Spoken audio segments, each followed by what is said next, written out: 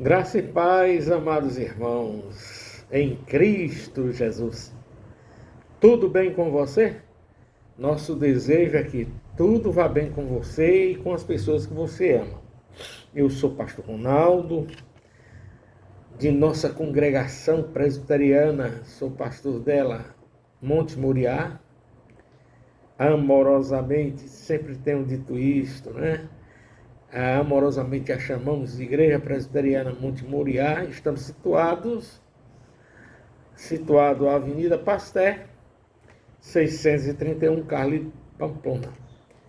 Bem que hoje não é só chamado de Carlito Pamplona, né? A prefeitura atualizou os bairros e ruas, né? Hoje não é mais conhecido como Carlito Pamplona, e sim como Cristo Redentor, mas tanto Carlito como Cristo Redentor, nós estamos lá mesmo, né? Na Avenida Pasteur 631. Queridos, nós estamos aqui hoje para fazer a gravação que deveria ter sido feita dia 11 de junho e que por forças maiores nós não gravamos, ok? Houveram alguns imprevistos, então deixamos para gravar hoje, que é dia 17, né? Terça-feira, mas também ao mesmo tempo deixando aqui na gravação que amanhã, dia 18 de junho, nós estaremos reunidos para a oração e doutrina a partir das 19h30 da noite, né? Então amanhã, dia 18, a partir das 19h30, estaremos dando continuação ao estudo do capítulo que nós iremos iniciar hoje, que é o capítulo 8 de Hebreus. Lembrando que estamos seguindo a organização, o organograma do livro, que é o comentário do reverendo Hernandes Dias Lopes, pela editora Agnus, do livro de Hebreus, ok? Que tudo seja para a maior glória de Deus. Tudo que nós temos feito até aqui seja para a edificação do povo de Deus e também a glória do eterno Senhor Jesus Cristo. A Ele toda a honra e toda a glória, né? Hoje nós vamos estudar apenas 2 versículos. Será a introdução mais a citação de 2 capítulos, os versículos de número 1 e 2 do capítulo 8 de Hebreus. Por sinal, iremos já abrir aqui. Se você tem Bíblia, você é convidado a abrir capítulo 8 do livro de Hebreus. Mas antes vamos orar. Senhor, nós te agradecemos por mais uma noite, um dia que se inicia, que o Senhor esteja nos guardando. Queremos aproveitar desta ocasião, Senhor, para estarmos orando por todos os teus filhos e filhas espalhados no mundo inteiro. Queremos pedir que o Senhor possa guardá-los em paz, em proteção. Sabemos, ó Deus, que alguns países estão em guerra. Sabemos, por exemplo, que a Rússia com a Ucrânia estão em guerra. Sabemos que agora Israel e a Palestina, Senhor, estão em guerra. Queremos te pedir, Senhor, a tua proteção sobre teus filhos. Oramos também, Senhor, por todos os inocentes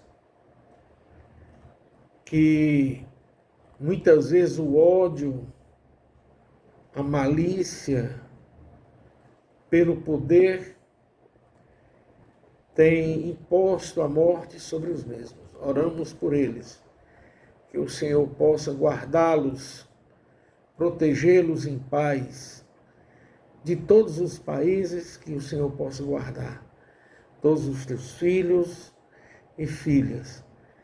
Que não haja, Senhor, de nossa parte, da parte de todas as autoridades, rancor, palavras de ódio, mas de paz. Porque o Senhor é um Deus de paz. Cristo disse: deixo-vos a paz, a minha paz vos dou. Sabemos que o mundo, Senhor, não conhece, não tem visto, mas teus filhos, Senhor, podem provar desta paz. Ela que vem do alto céus, do trono de Deus, para todos os filhos, para todos os seus filhos. Te agradecemos, Senhor. Te agradecemos pela tua bondade, a tua misericórdia. E te pedimos, Senhor, aplaca a ira humana sobre os inocentes. Tu os conheces, tu sabes muito bem quem os são, que o Senhor possa, mais uma vez te pedimos, guardá-los em paz. No nome de Jesus. E aproveitamos também para te pedir que nesse estudo, ó Pai, possamos aprender de Ti, da Tua palavra, ela que é revelação do alto céus para nós, do eterno. Que possamos aprender e praticar o que a Tua palavra nos ensina, que é o amor, a paz, a benevolência, a Tua justiça, que é divina. No nome de Jesus. Amém. Bem, queridos, capítulo 8, apenas 2 versículos, nós iremos agora lê-los. Nos acompanhe, por gentileza. O tema do capítulo 8 está lá, na epígrafe, bem acima. Eu acredito que você aí possa ler na sua Bíblia. Diz: a antiga aliança era o símbolo transitório da nova, superior e eterna, da qual Cristo é o mediador. Esta é a epígrafe. Agora vamos aos 2 versículos 1 e 2.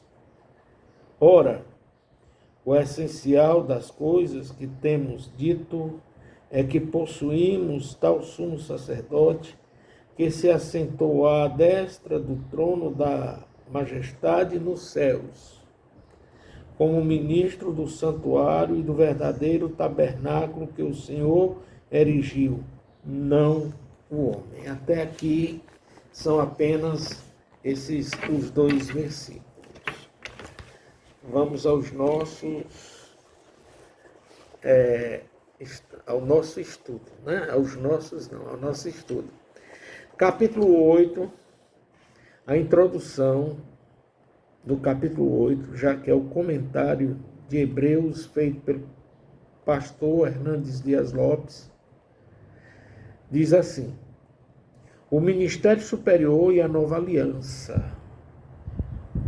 Ele começa dizendo o seguinte: depois de mostrar no capítulo anterior que Jesus é o nosso sumo sacerdote, da ordem de Melquisedeque, o autor aos Hebreus afirma que o ponto principal de sua mensagem é que nós temos tal sumo sacerdote, superior aos profetas, aos anjos, a Moisés, a Josué, a Arão.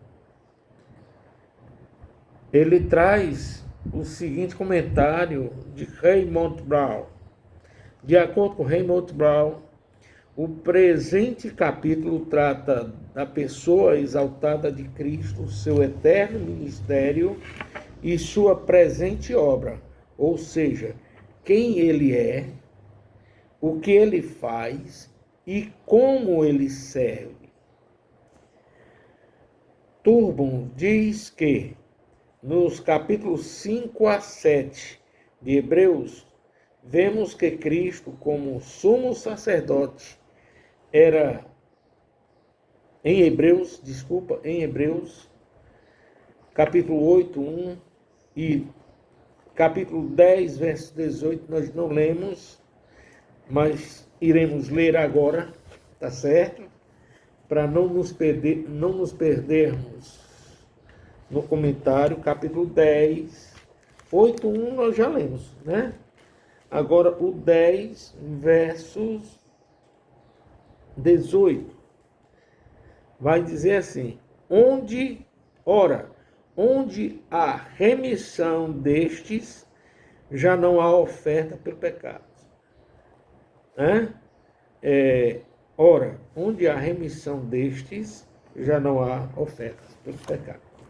Então, Túmulo diz que no capítulo 5 a 7 de Hebreus, vemos Cristo como sumo sacerdote, que era melhor do que Arão em sua ordem. Em Hebreus, o autor, tanto capítulo 8, verso 1 e o 10, 18 que nós lemos agora, o autor prova que Cristo é melhor do que Arão em seu ministério. A leitura lá do capítulo 10 vai tratar exatamente de Arão. Nós sabemos que existiam, a priori, duas ordens, uma terceira é revelada, né? Uma terceira ordem. A primeira ordem era exatamente dos levitas, a segunda de Arão, e a terceira, a de Melquisedeque, cujo Cristo, segundo a leitura, é feito sacerdote segundo a ordem de Melquisedeque. Ora, nós já estudamos sobre Melquisedeque, né? Ele não tem princípio, a leitura nos faz essa propositura para entendermos. Não tem princípio, início de vida, e não tem fim de vida, ele desaparece na história. Embora que nós saibamos que aqui é a leitura onde traz Melquisedeque é uma tipologia de Jesus Cristo, né? Ele que não tem princípio nem tem fim, ele é Deus, né? Mas nós lemos, antes de terminar o capítulo 7, nós vimos que Jesus Cristo, ele é o sumo sacerdote, oferta e rei, né? Sacerdote, oferta e rei. Sacerdote, porque é ele que oferta o sacrifício, né? Faz o sacrifício, faz a oferta do sacrifício, que é o cordeiro. Esse cordeiro é uma tipologia de Jesus Cristo também, né? Ele que é imolado na cruz, né? E é o rei, né? Que reassume o seu trono depois dele ter sido feito o sacrifício dele, do seu sangue derramado, aplacando assim a ira de Deus sobre a humanidade eleita. Ele agora é entronizado de onde veio. Ele é rei, né? Ao mesmo tempo que é rei, ele também, diante de Deus, diz o texto que ele está na presença eterna de Deus também, mostrando por que e a favor de quem ele fez o sacrifício, né? Do cordeiro, que é ele mesmo, ele morreu pelos seus, né? Aqui nós não vamos tratar, embora eu fale do tema, nós não iremos tratar dele. Nós sabemos que foi uma oferta limitada, né? Limitada para quem? Limitado para foi feita em favor dos eleitos, para a qual Jesus morreu, né? Mas nós não iremos trazer aqui. Eu sei que talvez existam algumas pessoas que possam até nutrir alguns comentários aí. É até bom que a gente responda também, né? Se tiver. Se não houver, não tem problema. Mas havendo comentários sobre a expiação limitada, né? A expiação de Jesus foi limitada, né? Não é universal. A gente vai tentar, né? Nós iremos tentar aqui responder, caso surjam comentários. Mas o autor, aqui na introdução, ele faz questão de dizer que o autor de Hebreus mostra que Cristo é melhor do que Arão em seu ministério, né? Ao mesmo tempo, o reverendo Hernandes Dias Lopes aqui destaca alguns pontos importantes para compreendermos o capítulo 8 de Hebreus. Lembrando que lemos apenas, estamos estudando os 2 versículos, ok? 1 e o 2. Ele diz, a superioridade da pessoa, o verso 1 e 2 que nós lemos. Quanto à superioridade de Cristo, algumas características merecem destaques. Vamos lá, aos destaques que ele faz. O primeiro destaque é a designação superior de sua pessoa, lá no verso 1. Ora, o essencial das coisas que temos dito é que possuímos tal sumo sacerdote. A expressão tal sumo sacerdote faz referência ao que o autor acabou de dizer sobre Jesus, ou seja, a sua dignidade e a glória de sua pessoa. Ele é santo, inocente, imaculado, separado dos pecadores e mais sublime que o céu. Lembrando, irmãos, que é uma questão que muitos não compreendem, né? Algumas pessoas não compreendem, nós até respeitamos. Para nós compreendermos a Bíblia, nós temos de estudá-la, né? De preferência, estudando os teólogos, os pais, né? Os comentários patrísticos, enfim.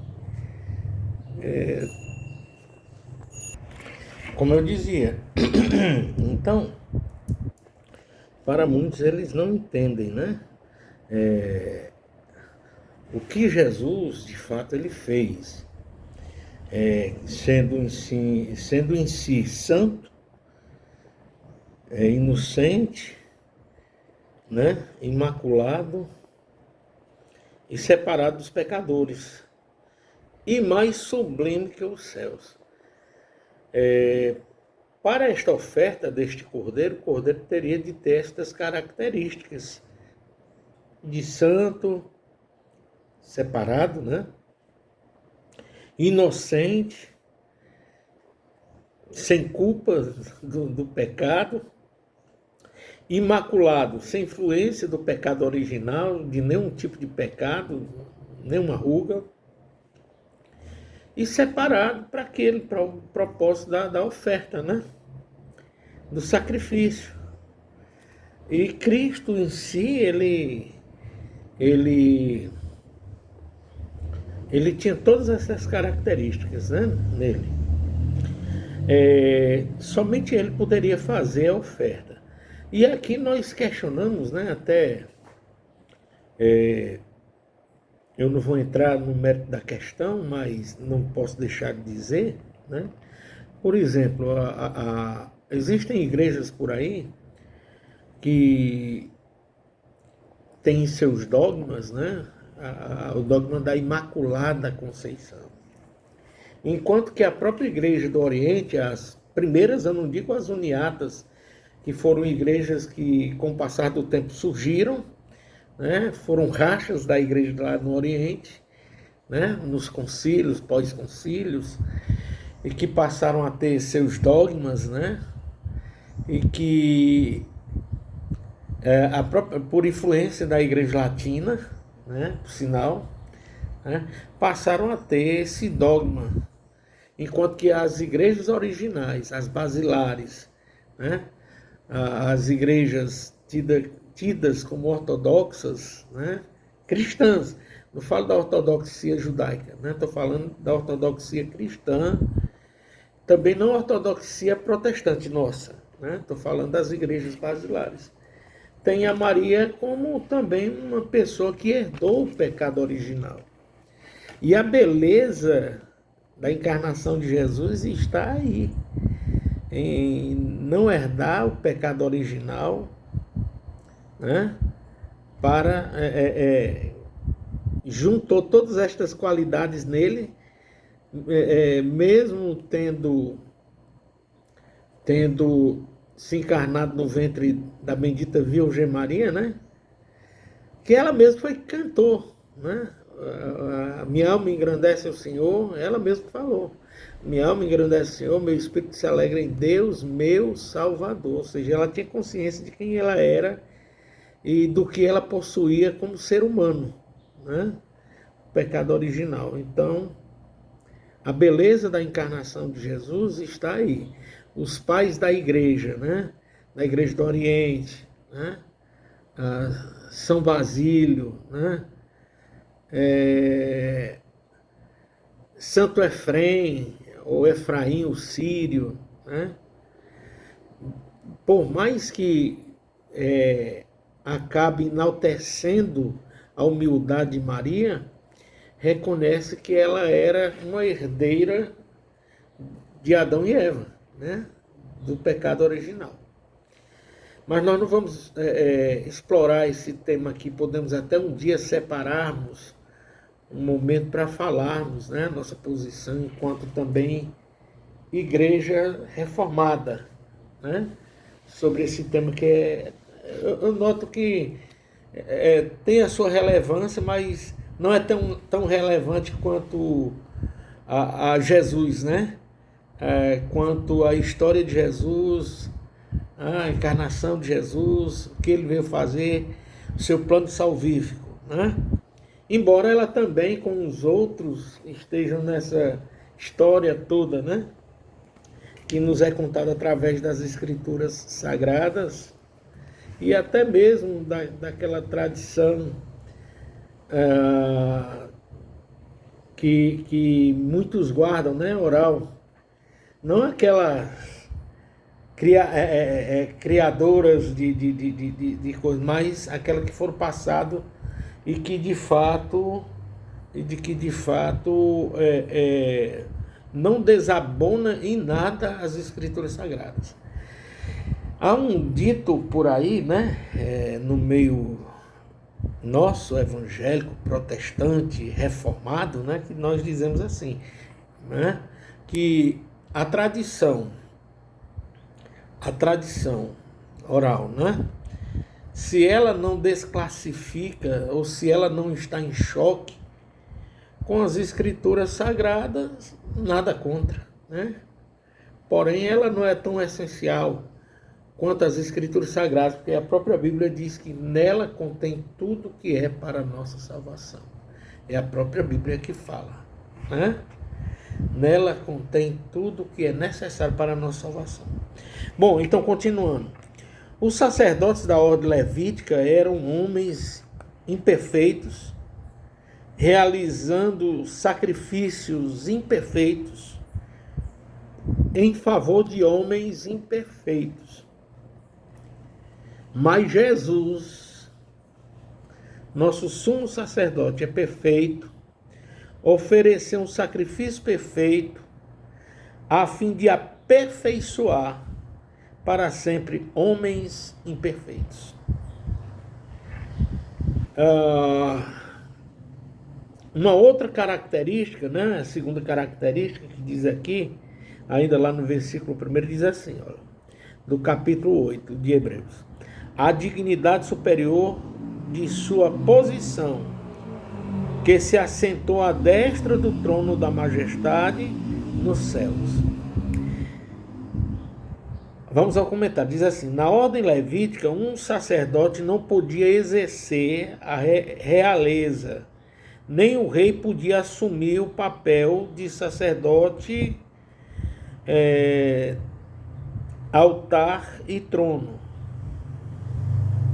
Vou ler de novo, irmãos, né? Na ordem levítica, um sacerdote não podia exercer a realeza, nem um rei podia assumir o papel de sacerdote, altar e trono. Estavam separados, tudo isso daí, né? O sacerdote, o altar e o trono. Jesus, segundo a ordem de Melquisedeque, é tanto rei como sacerdote. Como sacerdote, ele ofereceu a si mesmo na cruz, como sacrifício perfeito. E como rei, ele foi exaltado, entronizado e está à destra da majestade no céu, ou seja, está à direita de Deus lá nos céus. Oliot diz que Jesus não ministra no tabernáculo, o templo que são sombras terrenas da realidade celeste. Ele ministra na sua própria realidade celestial, na habitação do próprio Deus. Jesus penetrou os céus. Hebreus 4,14 diz isso. Foi feito mais alto do que os céus. Está lá no capítulo 7, versículo 26. Nós lemos também nesse estudo, capítulo 7. E assentou-se à destra do trono da majestade nos céus. O primeiro versículo que nós lemos do estudo de hoje. De acordo com Willey, o sofrimento de Jesus, que Jesus experimentou, e as lágrimas que ele verteu quanto encarnado, bem como a morte dolorosa que padeceu na cruz para a expiação do nosso pecado, tudo isso já havia terminado. Do seu trono nos céus, ele reina com autoridade para levar a efeito a salvação operada sobre a cruz. E Kistermark, para ele vai dizer, sentar-se era frequentemente uma característica de honra ou autoridade no mundo antigo. Um rei, por exemplo, se assentava para receber os seus súditos na corte, para julgar, e um professor para ensinar. O livro de Apocalipse, em particular, descreve Deus como sentado no trono, e Jesus como compartilhando esse trono. O trono de Deus e o santuário, que é o verdadeiro tabernáculo, colocam o rei e o sumo sacerdote juntos no mesmo lugar. Ok? Muito boa esta colocação, esta última colocação aqui. E em terceiro lugar, para nós encerrarmos o estudo de hoje, trata do versículo 2, diz assim, a dignidade superior do seu ministério, como ministro do santuário, do verdadeiro tabernáculo que o Senhor erigiu, não o homem. Vejamos o comentário do Hernandes, do reverendo Hernandes, com todo respeito. Os sacerdotes da tribo de Levi ministravam numa tenda feita pelo homem, um tabernáculo terreno, sombra do verdadeiro tabernáculo celestial, erigido por Deus e não pelos homens. Está lá no capítulo 9 de Hebreus, versículo 24. Deus deu a Moisés uma cópia do verdadeiro tabernáculo. Está lá em Êxodo, capítulo 25, versos 9 e 40. E 26, versículo 30. Ele dá toda a metragem como deveria ser feito, né? A cópia estava na terra, mas o verdadeiro tabernáculo no céu. Está no céu. O tabernáculo e o trono estão interligados. O profeta Isaías diz que viu o Senhor assentado sobre o alto e sublime trono, e as abas de suas vestes enchiam o templo. O templo está lá em Isaías, capítulo 6, versículo 1. Nenhum sacerdote jamais foi exaltado à destra de Deus, nem se assentou ao trono à mão direita de Deus Pai. Embora Jesus tenha consumado sua obra de redenção na cruz, continua como nosso sumo sacerdote e advogado junto a Deus Pai. Ok? Kistermark, para encerrarmos aqui, o comentário que ele faz é interessante. Ele diz assim, do tabernáculo de Deus fluem bênçãos que ultrapassam qualquer bênção do sistema sacrificial judaico. Ok? Então paramos por aqui, lembrando que Foram 29 minutos, né? Que nós estivemos a falar. Lembrando de te pedir que não deixe de dar o seu like, né? Se você está na rede social do Facebook ou Instagram, por favor, direciona. Vai lá, aperta lá onde está e direciona lá para YouTube. É válido o teu like lá no YouTube, porque o YouTube vai entender e vai mandar mais, vai ampliar o compartilhamento deste vídeo. Mas se você está no TikTok e no Kawaii, né, pode dar o seu joinha lá, né, que já vai servir para o Kawaii e também para o TikTok. Lembrando que, gente, de coração mesmo, todo coração, não tenho, né, nunca tive e jamais terei, eu peço a Deus verdadeira humildade, e estou falando verdadeiramente, não tenho interesse de que você esteja aqui a elogiar o pastor, o pastor é muito bom, o pastor falava, não. Eu tenho consciência de minhas limitações, e a finalidade aqui não é para crescer o pastor, né? Não, a nossa finalidade aqui é de proclamarmos o Evangelho de Jesus Cristo a toda pessoa. E se o meio hoje mais comum são as redes sociais, onde expomos o Evangelho de Jesus Cristo com respeito a todas as religiões, a todas as pessoas, lógico que temos a nossa forma de ver, né? Não buscamos interpretar segundo o que nós entendemos, mas segundo o que a própria Bíblia ensina. Há um princípio hermenêutico que nós colocamos muito em prática, né? Ensinados pelos reformadores, que a Bíblia responde à própria Bíblia, o que aqui aparenta uma certa dificuldade de compreensão lá na frente, ou anteriormente, explica melhor, faz-nos compreender melhor. E assim nós vamos expondo a palavra de Deus para todas as pessoas, né? A palavra de Deus, ela é poderosa, ela nos traz paz, ela nos traz conforto, consolo, alegria, mesmo em tempos difíceis. Se você ler, né, destronando o seu ego e colocando a palavra de Deus no centro de sua vida, com certeza você vai ter uma qualidade de alegria, felicidade, realização na palavra de Deus, porque é o próprio Cristo que se revela, né, o próprio Deus que se revela, o Espírito Santo que se revela através da Bíblia Sagrada, ok? Então nós não queremos aqui enaltecer este pobre pecador, pastor, né, mas sim enaltecermos glorificarmos, exaltarmos a Jesus, né? A Jesus, porque Ele é digno de todo louvor, toda honra e toda glória. Tudo para a maior glória de Deus, ok? Lembrando que quarta-feira, amanhã, nós estaremos, amanhã, dia 18, quarta-feira, estaremos lá na nossa congregação presbiteriana Monte Moriá, o qual a chamamos de Igreja Presbiteriana Monte Moriá, na Avenida Pasteur 631, às 19h30, para estudarmos a doutrina e também orarmos por você e por todas as pessoas que nos confiaram oração. Que Deus seja louvado, para sempre seja louvado seu santo nome.